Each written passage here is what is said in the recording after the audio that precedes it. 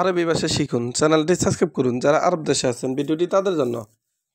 আনামারিদ, আনামারিদ তার মানে আমি অসুস্থ।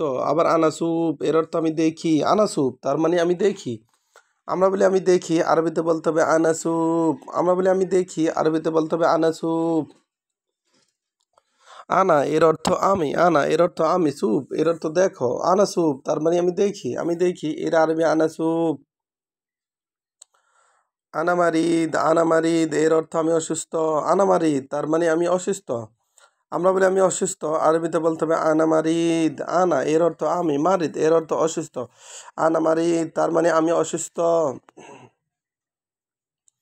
আনাতাবান এর অর্থ আমি দুর্বল। আনাতাবান তার মানে আমি দুর্বল।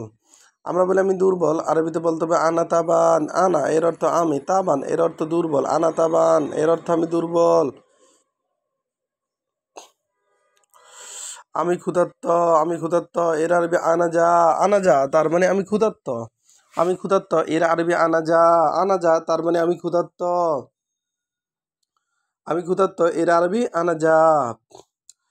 আবার আনাজিয়ান এর অর্থ আমি ক্ষুধার্ত। আনাজিয়ান তার মানে আমি ক্ষুধার্ত। এখানে জিয়ান এর অর্থ ক্ষুধার্ত, আবার যা এর অর্থ ক্ষুধার্ত। আমি ব্যস্ত, আমি ব্যস্ত এর আরবি আনা মাশগুল। আনা মাশগুল তার মানে আমি ব্যস্ত। আমরা বলি আমি ব্যস্ত, আরবিতে বলতে হবে আনা মাশগুল। আনা মাশগুল তার মানে আমি ব্যস্ত।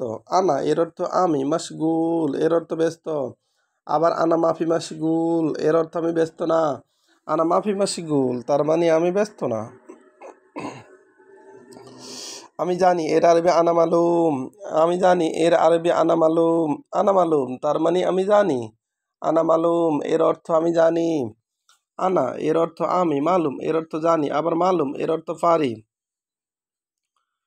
আনা মালুম তার মানে আমি জানি। আনারু এর অর্থ আমি যাই। আনারু এর অর্থ আমি যাই। আমি যাই এর আরবি আনারু। আমি যাই এর আরবি আনারু। রু এর অর্থ যাওয়া।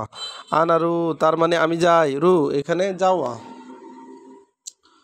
আনা এর অর্থ আমি, রু এর অর্থ যাও।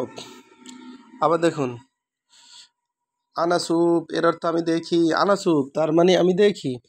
আমি দেখি এর আরবি আনাসুপ। আনাসুপ তার মানে আমি দেখি। আনামারিদ, আনামারিদ এর অর্থ আমি অসুস্থ। আনামারিদ তার মানে আমি অসুস্থ। আমি অসুস্থ এর আরবি আনামারিদ। আনামারিদ তার মানে আমি অসুস্থ।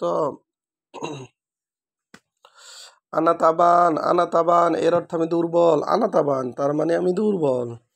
আমরা বলি আমি দুর্বল, আরবিতে বলতে হবে আনাতাবান। আমরা বলি আমি দুর্বল, আরবিতে বলতে হবে আনাতাবান। আনাতাবান তার মানে আমি দুর্বল। আনাজা এর অর্থ আমি ক্ষুধার্ত। আনাজা তার মানে আমি ক্ষুধার্ত। আমি ক্ষুধার্ত এর আরবি আনাজা। আমি ব্যস্ত এর আরবি আনা মাশগুল। আমি ব্যস্ত এর আরবি আনা মাশগুল। আনা মাশগুল তার মানে আমি ব্যস্ত। ভিডিওটি ভালো লাগলে অবশ্যই সাবস্ক্রাইব করুন এবং শেয়ার করুন, ভুল হলে ক্ষমা করুন।